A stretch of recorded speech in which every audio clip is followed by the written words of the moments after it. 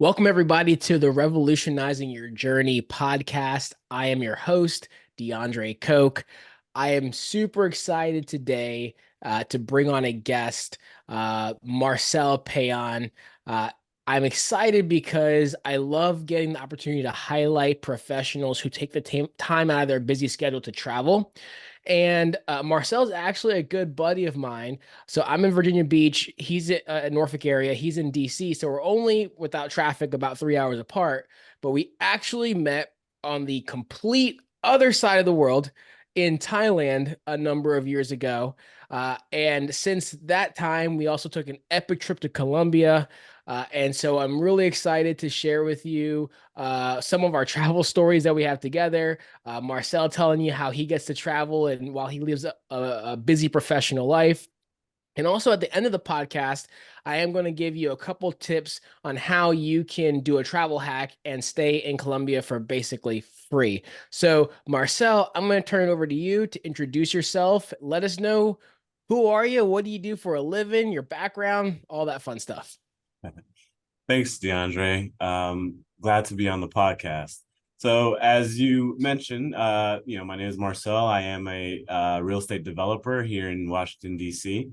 My background is in architecture. So, I graduated with a master's degree in architecture and practiced as an architect for a few years before I eventually decided to make the switch over into real estate development, which a lot of designers may call the dark side, but I'm really enjoying it. I feel like I'm doing exactly what I've always been wanting to, and that also helps to give me the experience I need to invest in personal real estate investments, and that's, I think, kind of where you and I started talking about investments and financing and different investment tools like that. Yeah, it was great. So while we were on this trip in Thailand, which we're going to unpack a little bit more in a second, we would be on a bus. We'd be traveling throughout the country, and I know you and I just kind of hit it off. You'd ask questions about, different real estate aspects or financial planning. 'Cause I know you knew I was a financial advisor. I knew you were real estate, so we were just hitting it off really well. And kind of fun fact, I know I've got Marcel's permission to say this. So he, from a financial planning perspective, he's been a client of mine for years because I work with a lot of young professionals, a lot of people that are doing really well in real estate. And so we were able to parlay some of my expertise that I have working with other clients and some of the strategies that he knows from his day to day. So that was really a cool fit. So we went from, strangers to meeting and traveling and travel buddies to a professional relationship, which has been awesome. So, speaking of how we met through an organization called Under 30 Experiences, or U30X is the abbreviation. And I was like 29. I think, Marcel, you were just turning 30 maybe that year, or had already turned 30. And it's a really cool organization. And what they do is they do group travel for individual travelers. So you basically pick a country and they have a whole itinerary planned out. And it was my first time going with them. Marcel, you had been on another trip with them before, right? Correct. Yeah. So this was my second trip with U30X. The first time was to Rio de Janeiro in Brazil in 2016, and that was an incredible trip. Like, definitely one of the best experiences of my life. If we, maybe there's some other time we can go into stories of that trip. But when I saw Thailand, I figured, this is another opportunity to travel with this amazing travel group, meet some people, and this also came during a time in my life when I was in between jobs. So it actually worked out really perfectly to go on this trip. Yeah, so when I was looking for opportunity to get out and travel, and I mentioned in one of my earlier episodes, that was one of my first big solo trips. I found this organization and they had like 500 five-star reviews. And so I was like, I've got to see what it's about. I saw the itinerary, it looked phenomenal, and it was great. And I actually hope eventually one day to get Matt Wilson, the founder of that, on an episode here, because I think that would be great for listeners to hear. The cool thing is a lot of us have aged out of the under 30, and so they don't really have a true set age to be able to join their trips. And they now actually have an over 30 group as well, because a lot of us that have been doing their trips for years are now in our mid 30s, late 30s, including the founder, and so that's really cool. So Thailand. Pause. I'm gonna take a quick pause. All right. So Thailand, Marcel, you tell me what you thought of Thailand. Uh, Before I let the listeners know my perspective, I want to hear your perspective. How is Thailand and how does it compare to all the trips and countries you've been to? What's your thoughts? Oh man, I love Thailand. Thailand, you truly feel like you are on the other side of the world because it's totally different cultural norms, food, weather. That's a big one. I remember I landed at like 11:30 at night, and the humidity hit me like a knockout punch, and I was like, wait, this is really what it's like at night? I can't imagine what it's going to be like in the daytime. It didn't get any better in the daytime. But throughout the trip, I loved, seeing the natural landscape of the country, meeting the really friendly people, just, participating in a lot of the fascinating cultures, such as visiting multiple temples throughout the country, some in Bangkok, some in Chiang Mai. It's a, and of course, ending the trip on a beach resort town as well. It's definitely a place I would highly recommend. The cost of living is very affordable compared to the United States. As I mentioned, I was in between jobs, and I still managed to have a great time while I was over there. It's a place I would highly recommend for anyone that's looking to travel to Southeast Asia.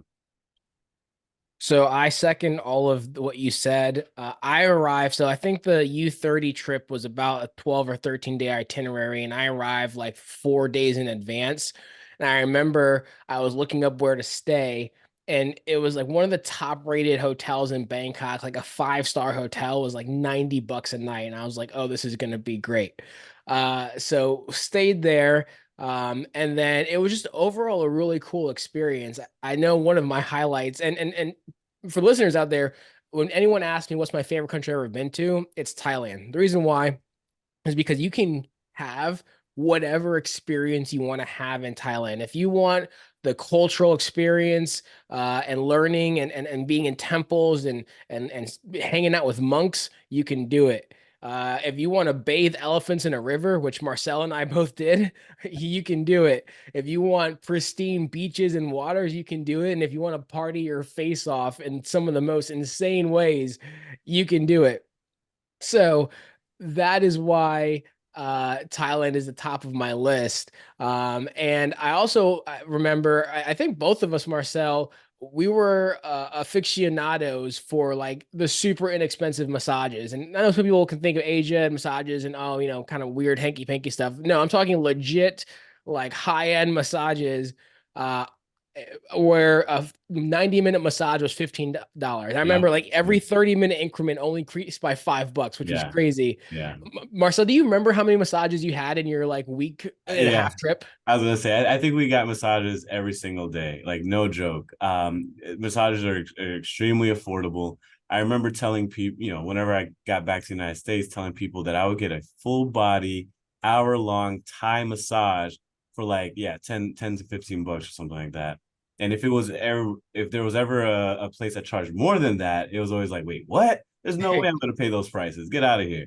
But of course, Ex- those prices, are extremely affordable to anything that you're going to find here in the United States. Yeah, I remember the two best massages I had. One was from an a little old lady who's probably 5 foot nothing and probably in her late 60s. And all I remember her saying was, "Today you die."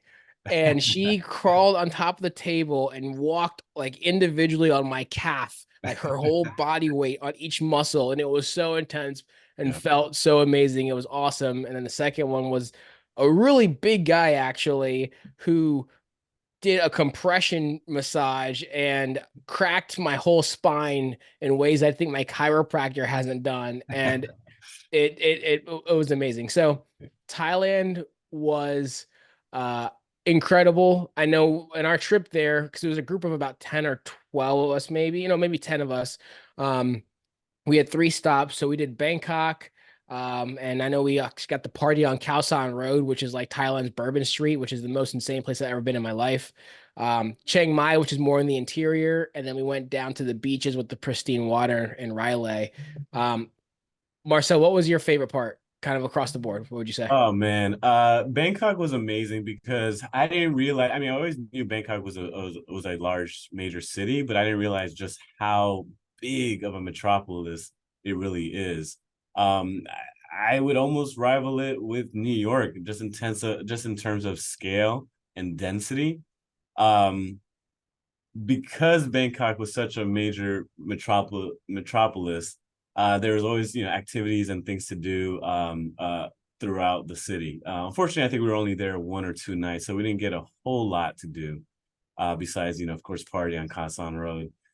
Chiang Mai was a lot of fun. I would probably describe Chiang Mai to DC the way Bangkok is to New York, where it's a little bit smaller, a little bit cleaner, a little bit less chaotic, but still also a really great time.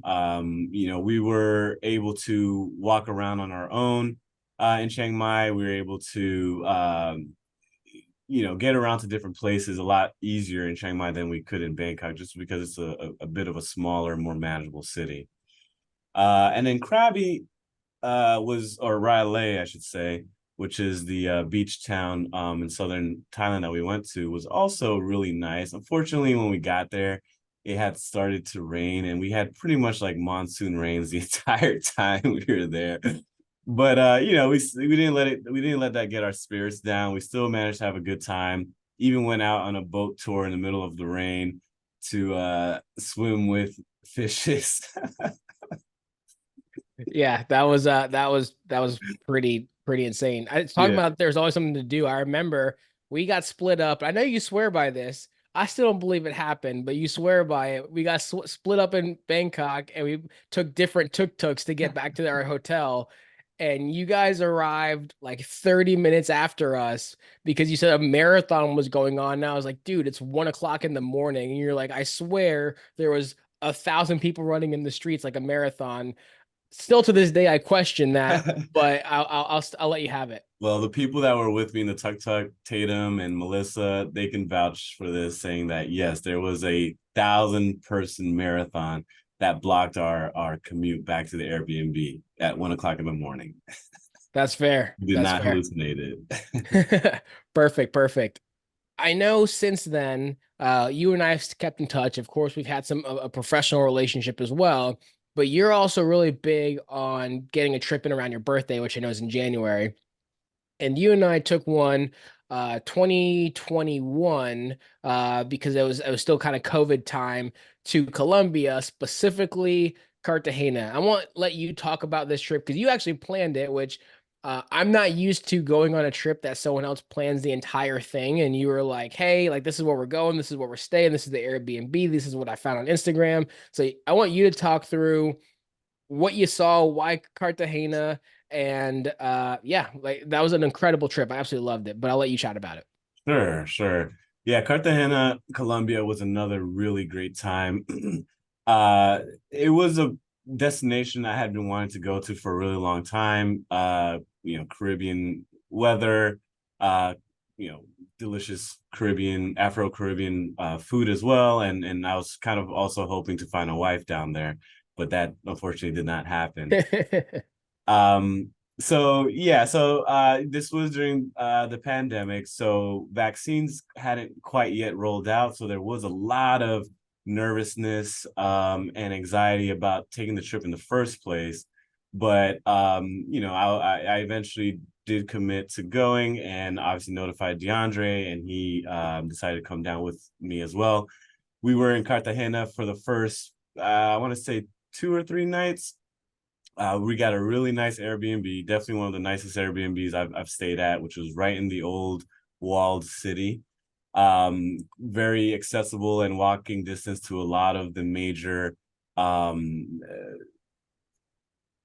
locations, destinations within the city of Cartagena. I think our first day we just kind of walked around, just explored, took pictures from different areas. And then I think the second day we took a trip out, like a day trip out to this tiny little beach, maybe a few miles off the main coast. The tiny little island is called Bendita Beach. It's literally a sandbar in the middle of the ocean where the water around it is the clearest, bluest water I have ever seen in my life. It literally felt like swimming in a swimming pool. It was warm, it was clear, it was clean. It was honestly paradise. Um, it was a really great experience being there. They even served us like a lunch of like fried fish and plantains. And so it was a really, I don't remember exactly how much the package cost, but they basically pick you up from the port, take a boat out to the island, give you lunch, give you drinks, and then you take the boat back into the island. The whole thing probably was about 4 hours, maybe. Yeah, I mean, I think it was an entire day trip. So we got to the port in the morning and we didn't get back till like late afternoon. I think it was more because we Yeah, had a few hours to just kill and snorkel and I got to do some drone footage, a lot of really cool things. And there was like random like spider monkeys and parrots on the island as well yeah. that were been domesticated. So they were kind of like pets for at least for the locals that kind of lived on that little sandbar slash island. It was a really cool experience overall. I really would recommend anyone to go to Bendita Beach. It was phenomenal. Um, yeah, There are a lot of groups that offer charter boats, if you will, to a bunch of different islands and beaches just off the main coast of Cartagena. Um, there's a really popular one. I forgot the name of it right now, but the reason I specifically chose Bendita Beach was because it was a little bit less popular. It was a little bit further away from some of the other major destinations, and really glad we did that. It turned out to be a really good decision in the end. When we got back to Cartagena, another reason I love Cartagena and wanted to visit it, as I previously mentioned, my background is in architecture. So the architecture of the city of Cartagena is very Spanish colonial. And so if you've ever been to Old San Juan or to Oaxaca or there's a variety of cities around the world that have that typical traditional colonial architecture, which is really Instagrammable, if, for lack of a better word. Not to mention the amazing cuisine that's there as well. for sure. And I'm actually super glad that you found that island that was off the beaten path because as much as I enjoyed Cartagena and I will say also from a color standpoint, like they take so much pride in their colors, right? Gold, red, and blue are their flag, and that's just everywhere. It's a very vibrant place. But of all the things I like, one of the things I dislike the most of every country I've been to, everywhere I've been to, especially in the walled city, which is where we stayed, the hagglers in that city were the most aggressive of anywhere I'd ever been. And I've got a pretty good I've got a demeanor, but also I can let that stuff kind of brush off of me. But it was really, really bad to the point that like they had like little kids coming up to us on like every time they saw us, people almost grabbing us to try to get us to buy, look at their wares. That was the one low light I would say. And a lot of people that went to some of the more popular, larger islands with beach tours, they experienced those same things on those islands. But when we went to Bonita Beach, completely clear, we got to relax, no one bothered us. It was awesome. Before we go on to where we went next that you planned, Marcel, I gotta tell a story because this is also probably my craziest travel story of all time. And that is that one of the nights, I decided I wanted to fly my drone. I had a little older model drone than what I use now, and it was giving me some trouble, and I was in a area that was clear to fly. So to be very clear, I like to check to make sure I can fly where I was. So we went to the rooftop of an Airbnb, and I took the drone off like I always do, and it wasn't responding immediately to my commands. And so it went off in the distance, and then it automatically said unresponsive, landing now, and but it was very far away. And so it just started going landing in its spot. And to shorten the story a bit, it essentially just disappeared into the city at night. So I go out of my room, and keep in mind this is also during COVID, so there's a curfew, and the curfew was everybody indoors, or you're basically getting arrested if you're not indoors. I think it was either midnight or 1, and we were pretty much like 7 minutes from curfew. So I go out my door, and there was a guard that we had that kind of watched over some property across the way from us. He immediately says, "How can I help you?" And I told him, and he said, "Okay, come with me." So he grabs me and he starts knocking on the doors in the town at again midnight. And people start answering, and they say, "No, I'll send my son up to look to see if it was on their roof." And I'm like, "Dude, like it's like no, I don't want to disturb all these people at midnight." He's like, "It'll be fine."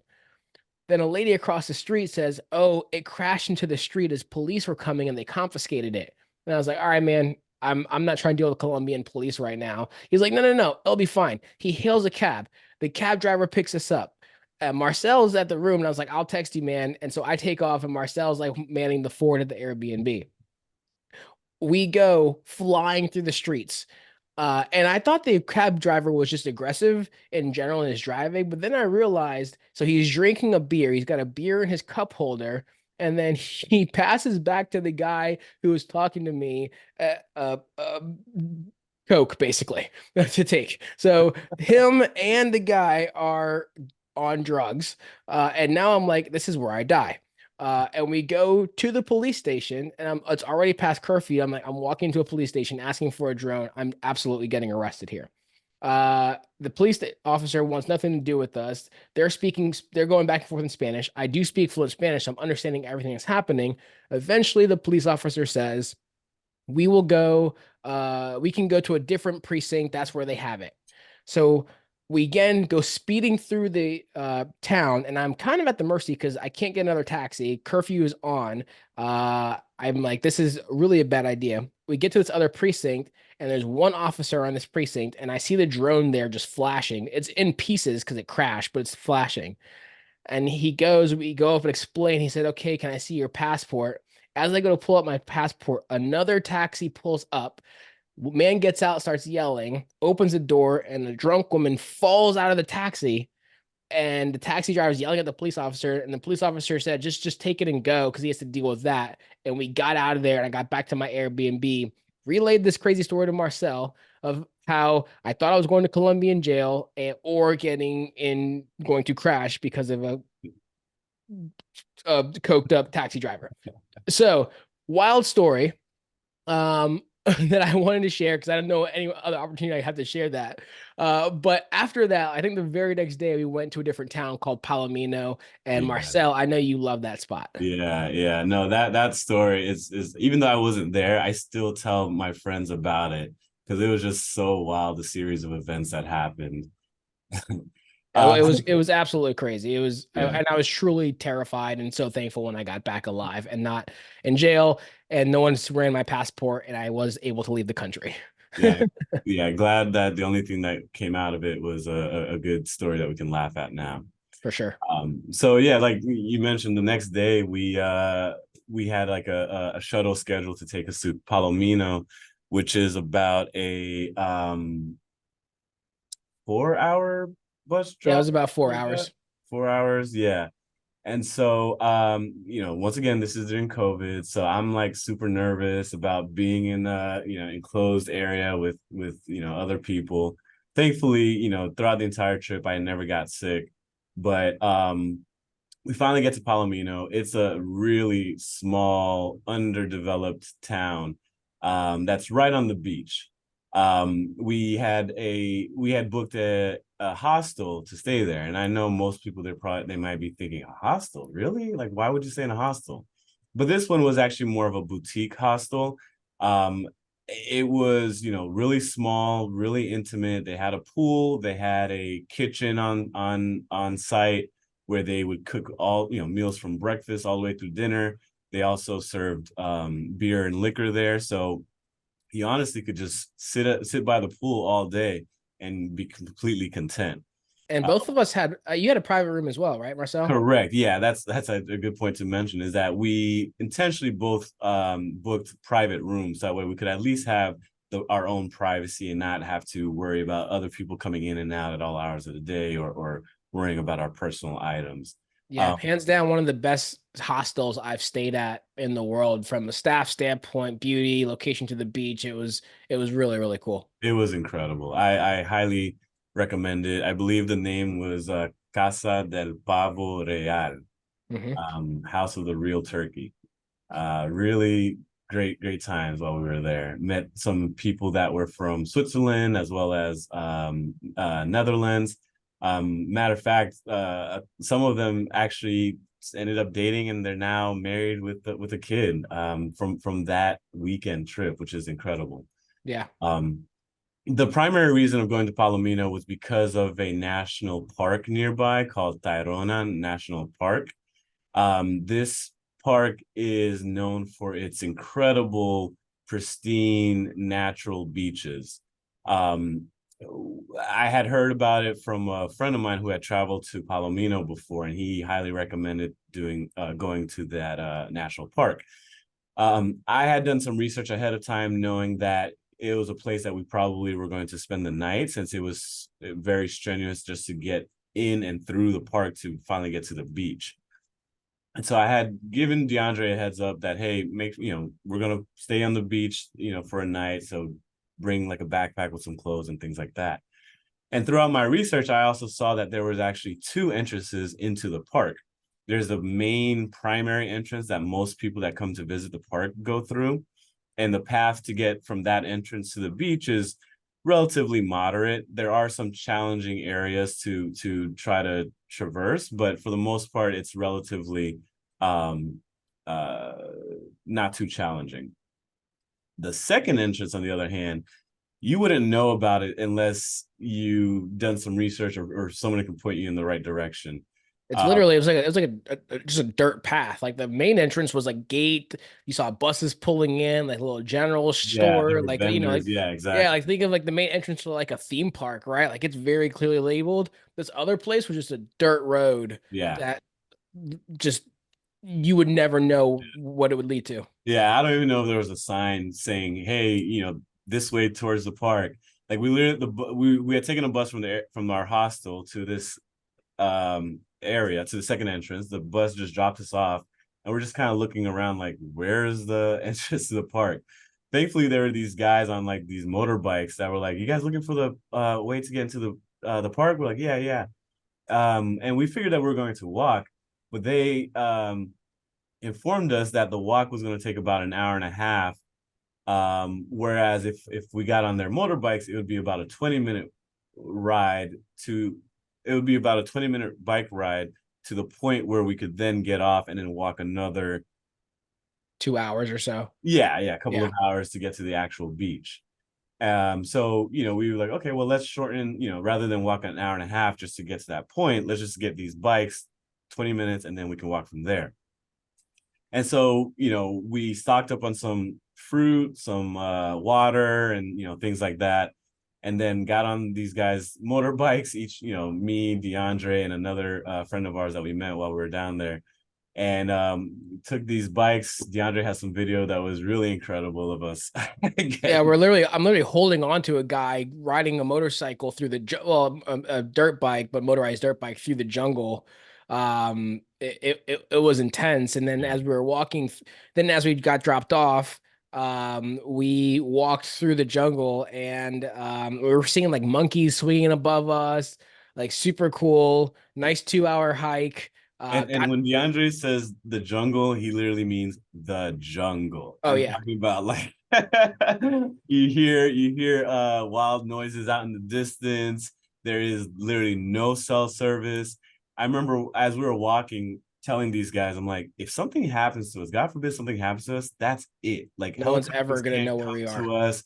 It would take forever before like some sort of I don't even yeah, there was a reason why the dirt bikes couldn't keep going past a certain point. So I'm like, we have to get to the beach at this point. Yeah. And so we made it to the beach, which that entrance actually led out to a nudist beach. And we walked down the sand maybe half a mile, and opened up to the main park where the other people from the other entrance was. There they had a restaurant, they had some porta potties and stuff, and it had a place where you could rent tents. So we basically got to eat good food, sit on the beach, chill, slept in our own tents. And then we woke up and saw the sunset, well, we watched the sunset and saw the sunrise right on the beach there. that morning, which was really cool. However, I do think that tent is where I ended up getting a tick under my eye, which made me very sick for a few days. And that was a whole other process and part of the story. But just for sake of time, because I want to move on. Marcel, I know. So we had these two really cool experiences, and I knew there was a lot of great stories that we could talk for hours on this.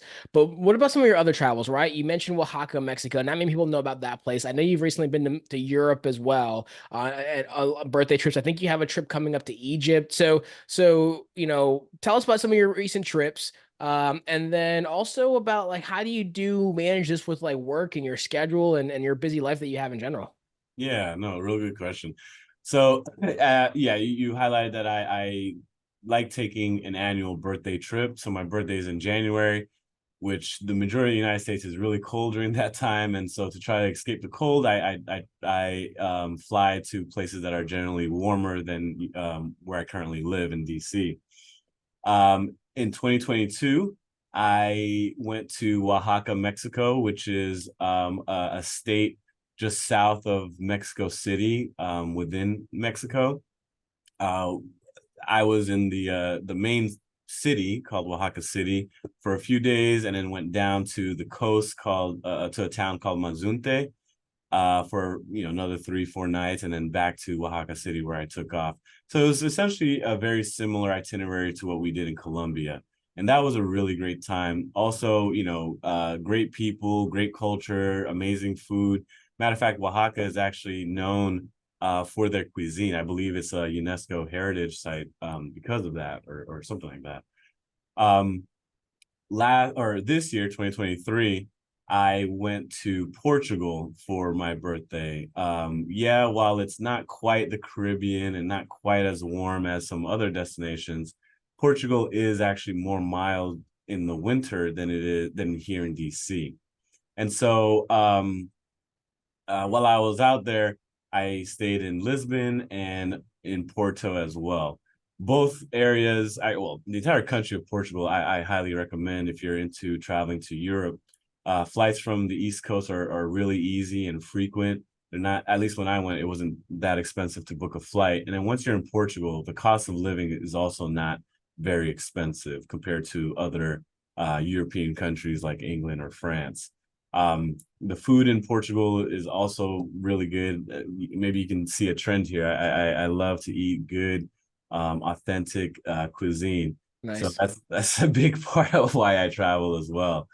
Um, and so I had a really great time, and even though it was a little bit colder trip, overall it was a great time without any sort of major issues or anything like that. So, Um, so do you have a unlimited PTO that lets you do all this travel? How do you get it all done? No, I do not have unlimited PTO. I wish I did. So like most companies, I have about 2 or 3 weeks of vacation time. The way we split up, personal time off versus sick days and all that, that's it's nuanced, but essentially there's about 2 to 3 weeks of time off I can take. And the year 2023, I like to say is a year of travel, at least for me. I was able to book several flights throughout this year, almost one a month, to go to different places. And the way I was able to do that was a lot of trips, booking them around the holiday weekends. So, for example, I flew down to Mexico City over Fourth of July weekend. Fourth of July, I believe, was a Monday, and so I took off. I think I flew in on Friday, stayed Friday night, Saturday night, Sunday night, and then came back on Monday. So that's how I'm able to really maximize the amount of time off. Another trip I took back in April was to Tulum, and I was able to work remotely for that trip. My job allows me to work remotely. There's not a real mandate to be in the office, although it is highly encouraged. And so rather than take any time off, I was like, well, the majority of my team is, remote anyway. So, what difference does it make if I'm in another country? So long as I, make sure I'm on time for meetings, I can have good internet connection to respond to emails or anything that's asking me, I let's give this a shot. So I went down to Tulum, actually stayed in DeAndre's condo that he has down there, and worked for a whole week, and didn't miss a beat with work. None of my coworkers had to ask where I was or complain about me, missing things or missing meetings. So from because Tulum is an hour behind DC, my hours were essentially 8 to 4. And then after 4 o'clock, I could go down to the beach, have happy hour there, hang out in the sun, and then just enjoy being in the area before having to call it a night. So for those of you that do have the flexibility to be able to work remotely, that's something I would highly encourage taking a look at.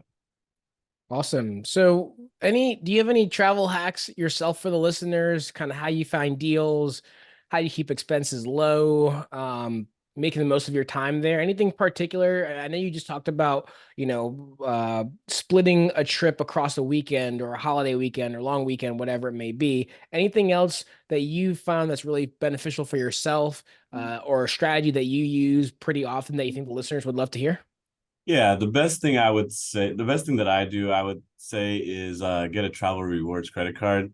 I'm sure you've probably plugged a few different ones on this podcast before, but I have the Chase Sapphire Reserved card. Great card. Um, yeah, Great not card. that anyone needs to have the reserve. They also offer a preferred, which has a lower annual fee. But the benefit to using that card for all of my expenses is that I'm able to accumulate points that I can then use to purchase plane tickets with. And so if my flight to, I don't know, Argentina is $800, what I typically do, and everyone can do this differently, I'll apply $400. I'll apply $400 worth of points to that plane ticket. So that way I'm only coming out $400 out of my pocket to pay for the remainder of the ticket, if that makes any sense. Got it. Got it. So yes, Chase Sapphire Preferred is sorry, Chase Sapphire Reserve specifically is one of my favorite, if not my favorite travel card out there. One of the ones I highly recommend. And you can go through Marcel's route, which is applying a mixture of points and dollars for a ticket purchase. One of the things I talk about a lot is transferring those points from the Chase portal into the airline that you're looking to book. And you can a lot of times get even more value when you go about it that way. So, speaking of, while we're on the subject of actually executing a hack, one of the things that you could do, if you're thinking, hey, I would love to go check out Cartagena and go to Colombia, flights are really inexpensive. I checked around spring break, April timeframe. You can go from Atlanta or JFK or Miami to Colombia, to Cartagena specifically, for, $200, $400, really inexpensive flights. So I wouldn't even really bother using points. You could, it might be 12 to 20,000 points, but the tickets are really inexpensive. But one of the things I've talked about as well is you always want to get more than 2 times of value, or at least 2 times, if not more, of value per point that you use. And just as a reminder, we have the calculator online. If you go to boldlygo.world/calculator, you can make sure that you're redeeming your points for enough value. But down there, the Hyatt Regency in Cartagena, in the month of April, you can find nights that are $360 a night for only 12,000 points. And you can transfer those points from Chase. So if you had, 36,000 points in Chase, you could transfer that over to Hyatt, and that's going to get you 3 nights in Cartagena completely for free, just like that. So that would be essentially a great 3 times redemption on your points if you're getting 12,000 points per night and the cash value is $360. Marcel, any other points you have on that? Yeah, one thing to add, in terms of researching or looking for affordable flights, a lot of people think they have to look on a certain day of the week or a certain time of the day or things like that. Something that I would recommend is signing up for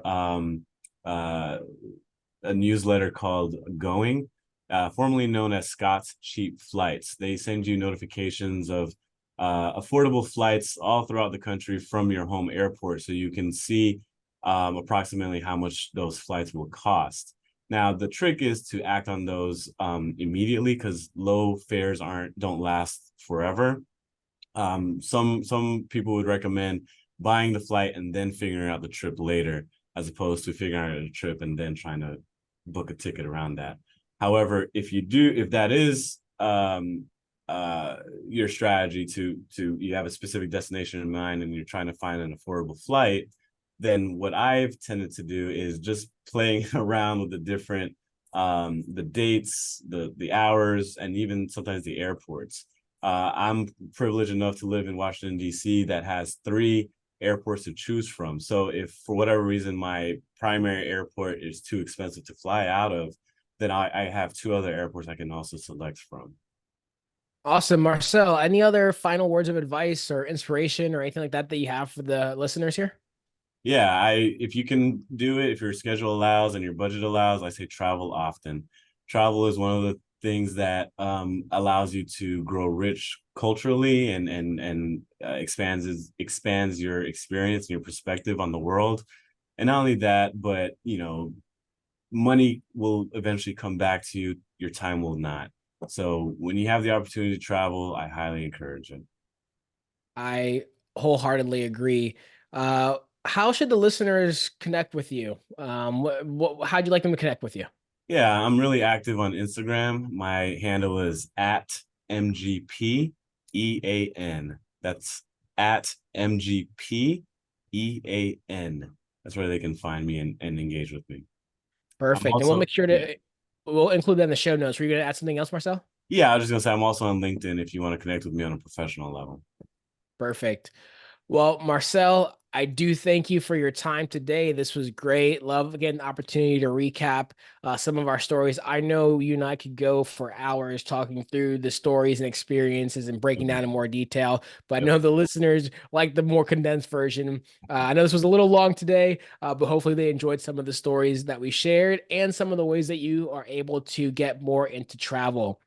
So, just as a reminder for you out there, please make sure to follow us on all the social platforms, especially Instagram, for the stories that we post live during our travels. And make sure you visit the boldlygo.world website and sign up for our newsletter. You're going to get access to insider recommendations on credit cards that are great for travel hacking, a card category breakdown cheat sheet as well. If you're trying to figure out, well, which card is better for gas versus groceries or whatever it may be, we're going to have that breakdown for you there. Also, don't forget to like, subscribe, share, tell your friends, find a travel partner, and get out and experience the world. And we'll catch you on the next episode.